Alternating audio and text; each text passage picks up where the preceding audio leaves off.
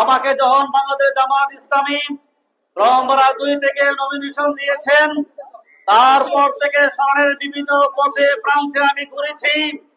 ঘুরে যারা দেখতে পেলাম শহরের অধিকাংশ গ্রাম একটি গ্রাম থেকে আরেকটি গ্রামের সংযোগ সড়ক পর্যন্ত নেই।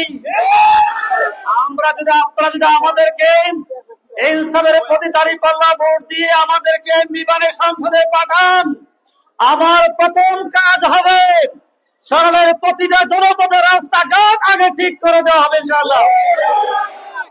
এরপরে সমাজের সবচেয়ে বড় ক্ষতিকর হচ্ছে দোষ এবং ঘুষ লেনদেন বন্ধ করে দেওয়া হবে, দুর্নীতি মূলোৎপাটন করা হবে, চাঁদাবাজ নির্মূল করা হবে, নিরাপদ সরাইল গঠন করা হবে এবং সরাইলকে আশুগঞ্জকে উন্নত মডেল উপজেলা স্থাপন করা হবে।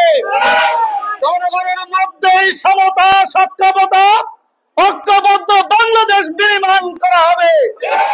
আসুন আজকের সমাবেশে এখান থেকে আপনারা আপনাদের সকলকে আমার সালাম পৌঁছে দিবেন। আপনার পাশে আপনার মা বোনেরা যে সমস্ত ভাইরা আসে নাই, ওনাদের কাছে আমার সালাম পৌঁছা দিয়ে আপনারা প্রত্যেকেই এক একজন মুবারক ভাই হয়ে আপনারা ছড়ানো এলাকার সকল মানুষের কাছে আমার সালাম পৌঁছা দিয়ে উন্নত মডেল উপজেলা স্থাপন এই ইনসাফ রাষ্ট্র গঠনের সহযোগিতা ভূমিকা কামনা করে আমি আমার বক্তব্য শেষ করছি।